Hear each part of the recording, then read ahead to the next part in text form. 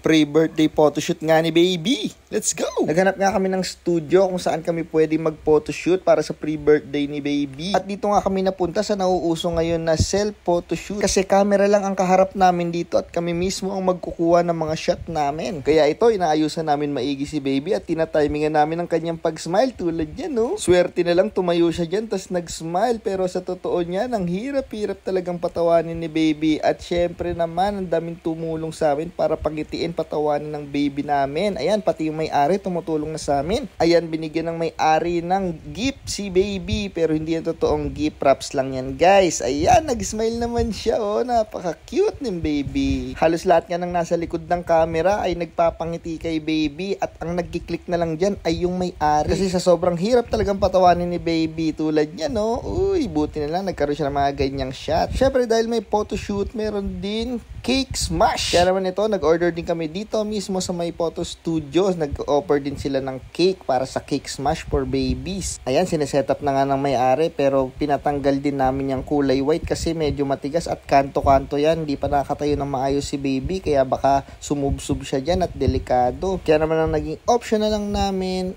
ay tanggalin talaga yan dahil baka naman delikado kay baby at hindi na matuloy ang photoshoot. Kaya tinanggal na lang namin at ipinalit ulit ang regalo at doon na lang ipinatong ang cake. Grabe, hindi mo iisipin na super gentle ng dino baby namin, no? Tingnan nyo naman ang gentle. Kung iba yan, pinapalo-palo na yung cake, diba? O siya, napaka-gentle. Partida, lalaki pa yung dino namin, no? Tingnan mo yung baby dino namin, no? Pero tingnan mo, kakain yan. Sundot-sundot lang ng daliri, hindi niya pinapalo.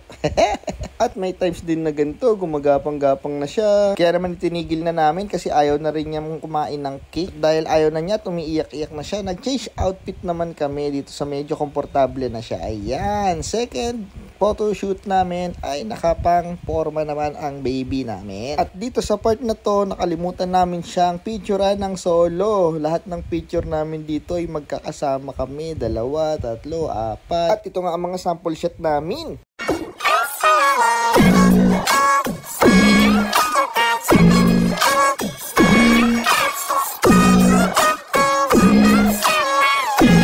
At natapos na nga ang photoshoot, kaya naman naghihintay na lang kami ng copy ng aming picture. Kasi nagbibigay din sila ng hard copy, pero meron din naman silang soft copy. At dito nga kami naghintay sa kanilang cafe. Yes, isa lang din ang may-ari nito. Habang naghihintay, dito na rin kami nag-coffee-coffee. Kaya naman kayo, kung gusto niyo magkape-kape, dito lang yan sa may Malagasang Road, Reyes Building. Search nyo lang to. Sengwat ba ang basa dyan? Or yung Snap Studio na lang. Dito lang yan sa may Imus, Cavite. At nakauwi na nga kami. Ayan, tamang trip lang kay baby para mag-smile-smile, nilalaro lang.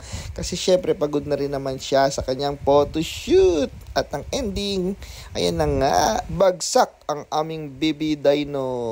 Kaya naman hanggang sa susunod na direksyon.